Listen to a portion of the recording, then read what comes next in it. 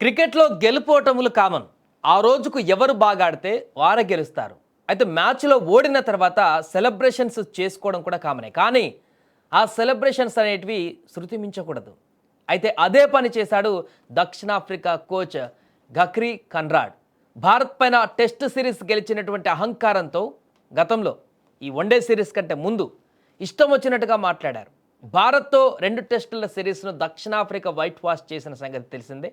మరి ముఖ్యంగా రెండవ టెస్టులో భారీ విజయం సాధించింది సౌత్ ఆఫ్రికా.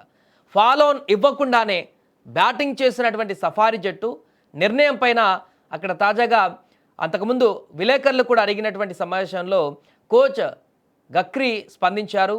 భారత ఆటగాళ్లను ఎక్కువ సమయం మైదానంలోనే ఉండేలా చేయాలని భావించామని, వారు మ్యాచ్ విజయం కోసం చివరి వరకు మోకాళ్ళపైన నిలుచొని ఉండేలా, అంటే మన భాషలో చెప్పుకోవాలంటే సాష్టాంగ పడడం అనేటువంటి పదం వచ్చేలా మాట్లాడాడు ఆయన. అహంకారపూరితంగా, అంటే మేము ఖచ్చితంగా గెలుస్తున్నాం, వారు మోకరిల్లు వాళ్ళు ఆడేటువంటి విధానాన్ని చూసేటువంటి ప్రయత్నం కోసమే మీ ఫాలో అని ఇవ్వలేదు అనేటువంటి అహంకారపూరితమైనటువంటి మాటలు ఆ రోజు మాట్లాడారు. దీనికి పూర్తి అర్థం విజయం కోసం భారత ఆటగాళ్ళు చివరి వరకు మా ముందు మోకరిల్లాలి, కానీ చివరకు విజయం మాకే దక్కాలంటూ అహంకారపూరితమైనటువంటి మాటలు మాట్లాడారు అక్కడ మీడియా సమావేశంలో. అయితే అప్పట్లో ఆ వ్యాఖ్యలు తీవ్ర చర్చకు దారితీయగా వాటికి ఇప్పుడు వన్డే సిరీస్లో భారత విజయంతో సమాధానం చెప్పినట్టుగా మారింది. ఇప్పుడు షక్రీ వ్యాఖ్యలకు భారత క్రికెట్ అభిమానులు కౌంటర్ ఇస్తున్నారు. మా సీనియర్ క్రికెటర్ల ముందు మీ వేషాలు పనికిరావంటూ చురకలంటించారు. దీంతో భారత దెబ్బకు దిగొచ్చిన షక్రీ ఇప్పుడు తన మాటలలో ఎలాంటి దురుద్దేశం లేదంటూ వివరణ ఇచ్చాడు. అలాంటి పదాలకు ఉపయోగించినందుకు చింతిస్తున్నానంటూ పరోక్షంగా భారత్కు క్షమాపణలు చెప్పాడు ఆయన. తన ఉద్దేశం అది కాదు, దీంట్లో ఇంత మీనింగ్ ఉంటుంది, ఇంత అర్థం ఉంటుంది, ఇంత బాధ కలిగిస్తుంది క్రికెట్ అభిమానులకు అని చెప్పేసి నేను అనుకోలేదంటూ ఇప్పుడు వన్డే సిరీస్ ఓడిపోయిన తర్వాత, భారత క్రికెటర్ల సత్తా ఏంటో తెలిసిన తర్వాత, రోహిత్ కోహ్లీ ఎంట్రీ ఇచ్చిన తర్వాత, వారి ప్రతాపం ఏంటో చూపించిన తర్వాత, వారి ముందు సౌత్ ఆఫ్రికా ఎప్పటికైనా మోకరిల్లాల్సిందే అన్నటువంటి విషయం తెలిసిపోయిన తర్వాత, 3 వన్డేల సిరీస్ని 2-1తో ఓడిపోయిన తర్వాత ఇప్పుడు తన బుద్ధి మార్చుకొని ఇకనైనా మొన్న టెస్ట్ సిరీస్ గెలిచిన తర్వాత మాట్లాడినటువంటి మాటలు వెనక్కి తీసుకోకపోతే తీవ్రమైనటువంటి పరిణామాలు ఇండియా క్రికెట్ అభిమానుల నుంచి వస్తాయనేటువంటి ఉద్దేశంతో ఈరోజు దాన్ని సరిదిద్దుకునేటువంటి ప్రయత్నం చేశాడు.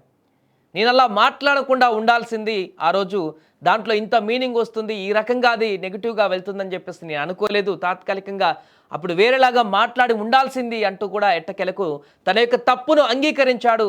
తన యొక్క మాటలను చింతిస్తున్నట్టుగా చెప్పాడు, ఇండైరెక్ట్గా క్షమాపణ చెప్పాడు తన మాటకు సంబంధించి. అందుకే అంటారు, పూర్తిగా ఒక విజయాన్ని చూసి లేకుంటే ఒక వచ్చినటువంటి సందర్భాన్ని చూసి విర్రవీగితే తర్వాత వచ్చేటువంటి పరిణామాలకు ఇలాంటి పరిస్థితులు ఎదురవుతాయి. ఎప్పుడైనా కూడా ఓర్పుతో ఉండాలి. విజయం వచ్చినా ఓటమి వచ్చినా ఏది వచ్చినా కూడా దాన్ని తీసుకొని సగర్వంగా నిలబడేటువంటి సత్తా ఉండాలి. దాన్ని గెలుపొచ్చినప్పుడు సెలబ్రేట్ చేసుకుంటే అది అవతలోడికి దెబ్బ తలిగే రకంగా, లేకుంటే ఓడిపోతే పూర్తిగా కుంగిపోయి మానసికంగా క్షోభపడేటువంటి విధంగా ఉండకూడదు. మన క్రికెటర్లకు అలాంటిది ఎప్పుడు ఉండదు. గెలిచినా ఓడినా ఒకే రకంగా సెలబ్రేట్ చేసుకున్న గ్రౌండ్ వరకే ఉంటారు, అంతవరకే ఉంటారు. ఓడిపోయినా మరలా రికల్ అవుతారు.